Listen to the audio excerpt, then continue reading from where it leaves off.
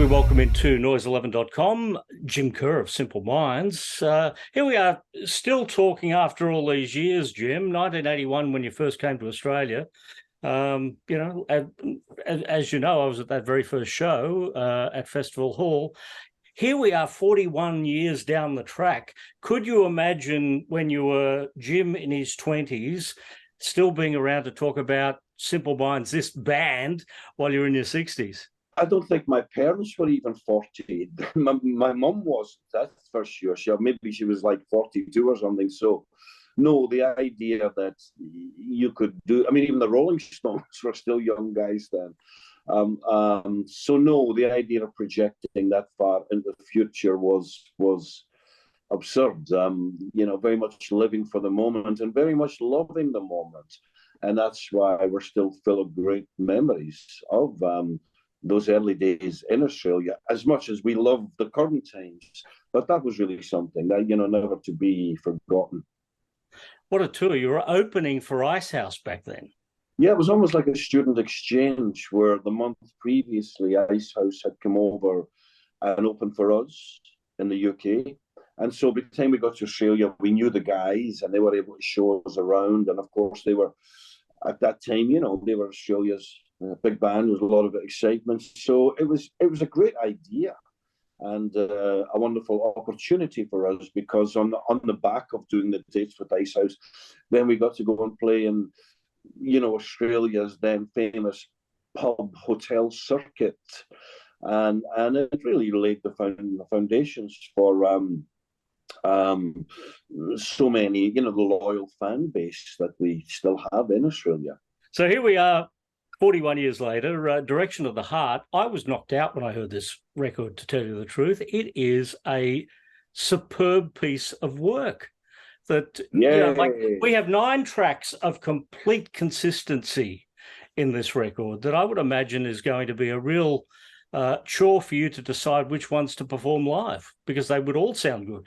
Well, I can't tell you how delighted I am, and we are with the reaction we're getting to the record. Lovely to hear it from you.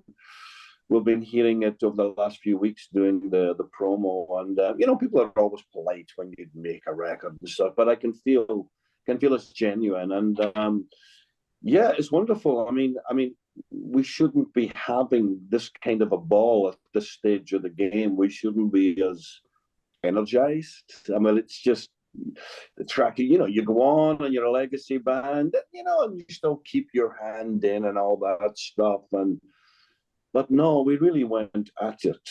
And the last few years, and we were tough on ourselves. We had a lot of good ideas, and it was like, how can we make them great? And so we kicked the tires on the music a lot, and hopefully the benefit of that kind of commitment has come through in the final product. There's a lovely tribute on this record to your father, Vision Thing.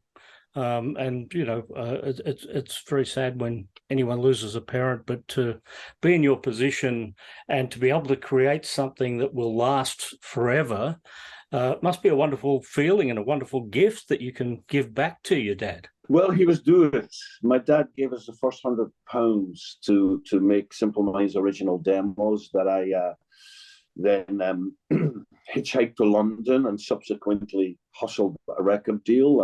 And our career began with that. And when I say he gave us £100, my dad's a labourer. My dad wasn't some rich guy. And even though he was very much a Glasgow street guy, even though he couldn't make head nor tail of what we were up to, he could see we were passionate about it and put his hand in his pocket. I mean, to his dying day, he never failed to remind me every week. Maintains he still didn't get it back and wanted it with interest. The Vision Thing is about Dad, but it's also about, we probably didn't realize it when we were younger. Well, we didn't. But, looking back now, our teachers, a lot of those people, they were great. They went the extra mile for us. We had the happiest of childhoods, even though Glasgow had a reputation of not exactly nirvana, but we had the greatest time. And I think of course, they wouldn't know anything about the world we then entered, but they kind of gave us the tools to negotiate our way around, and for that, they're due every bit of praise that they get. So, writing this song, which of course Dad passed away before the song was finished. And when I tell people that, they expect that there would be some, sentimental ballad or something, as opposed to this really upbeat, joyous celebration of life. But that's more in the character of Dad. Did you ever take him out on tour? Oh yeah, I mean, I finally I managed to take him down to Australia, which he just loved. Him and Mum, I managed to take them down, and just spoke about it forever. He was with me out at Live Aid as well. That was anytime there was something we knew out of the ordinary. Well, listen, we owed it to him. And so, yeah, I did manage to take him out on tour, to answer your question. Direction of the Heart as a title is an interesting title to use on an album, because the song isn't on the album, but was a B-side of a song from a previous album. So what was the logic in that choice? Well, it's hard to make a logic in it, but sometimes there's just a phrase. I mean, we had this song, as you quite rightly say, on the last album working on, called Direction of the Heart. Never quite made the cut, and then became a B-side or a bonus track. But there was something about that phrase that kind of summed up the mood we were in while the making of this record, which of course it was made. I'm sure a lot of people you talk to just now, they've got a new record, they've got a new book, or a new whatever. They were making it during the pandemic. And in our case, we were making, those first few months where the hysteria was at its peak, and people will never travel again, and people will never go to gigs again, and people will never go into elevators with each other again. We just thought inside of us there was just something saying, get on with it, try and make the strapline we have used. Later I thought that's the kind of thing Mel Brooks would put in his movie. We try to make an upbeat record in the worst of times. Why we would do that? It was just an inner voice telling us to do it, and so Direction of the Heart kind of sums up that inner voice. There's another song on the album, Act of Love, which I believe the origins date back to 1978. Is that correct? The first gig Simple Minds played was in January 1978, and ominous beginning. It was a freezing cold night in a discotheque, a Monday night in a discotheque in the city centre of Glasgow. I'm sure they used to call them discotheques. And we walked on to the sound of our own feet. No one knew us or whatever. But the one thing we did notice was the first song better have impact, because we won't get a second song if it doesn't. Well, the song we had was this song called Act of Love, and it's a brilliant guitar riff from Charlie. And I have to say, normally when you do those gigs, you walk off to the sound of your own feet as well. But the band went down a storm to the sparse audience that was there, and I remember Charlie playing those first chords and thinking, he's got a future, that's for sure. I wasn't sure about the rest of us. Lo and behold, the next year we played it every night, every pub gig. This was our big song. When it came to doing the album, when we finally secured a record deal, we had so much music and being young and easily bored. Act of Love fell down the pecking order, and it didn't make the cut. Oh, we'll do it on the next one. We'll do the next one, and it kind of got lost. But at some point, we thought we have to go back to that song and reimagine it.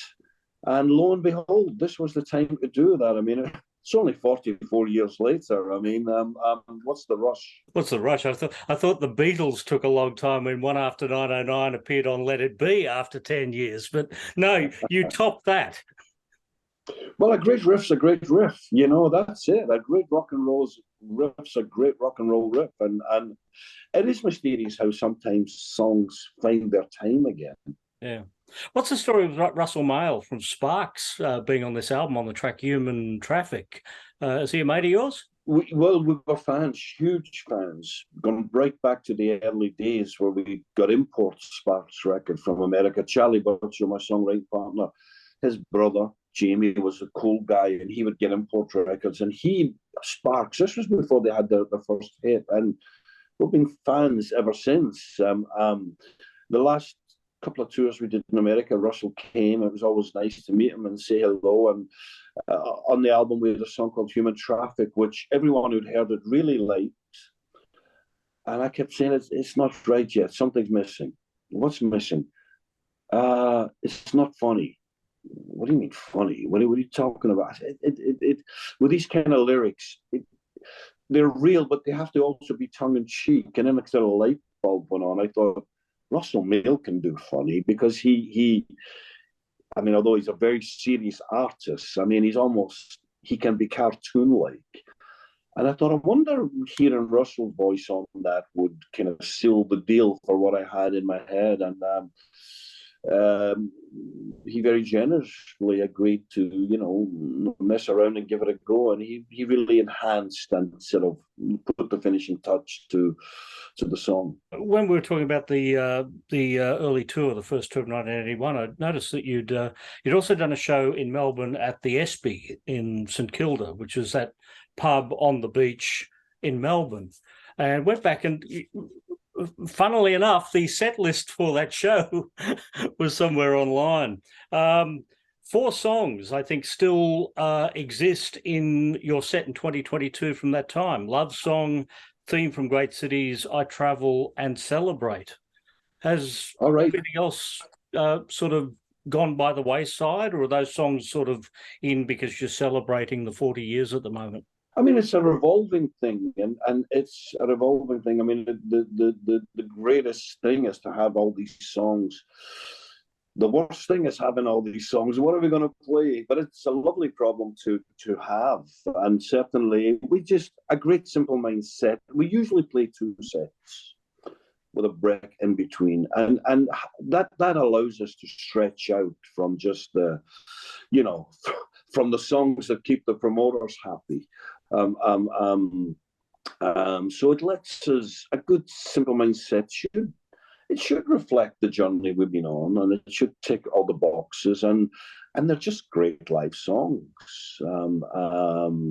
So it's been great having them in there. It's been great having them back, and it's been great that the audience, especially your heart, they want to be acknowledged. Hey, we were here at the start. Play our stuff.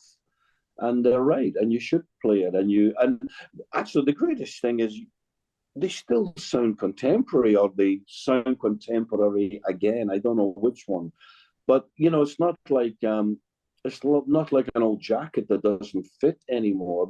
They just sound great coming out of the PA. You have just done New Gold Dream in its entirety as a 40th anniversary. Was that a one-off? It was a one-off, except it was a one-off in terms of the tour. We did it as a benefit gig, for the sort of refugees going on just now in Ukraine and all that. So that was added impetus, but it sounded so good. And we've just filmed us playing the album, one of these master album things where artists are offered the chance to play their classic albums. And we filmed it in just outside of Glasgow last week in a place called Paisley Abbey. Beautiful, a beautiful abbey. And it kind of tied in with all the artwork on New Gold Dream. Unusually for us, we decided to play it to no audience. Normally, 9 times out of 10, Simple Minds would ask to play to an audience. But there's a subtlety in that record that if there's been an audience there, we would have rocked out a lot more. And it's not that kind of record. I haven't seen the recording of it yet, but everyone was jumping up and down at the end of the night. Apparently, it looked and sounded great. And so that was filmed for Sky TV, one of their channels. But I guess it will be distributed far and wide.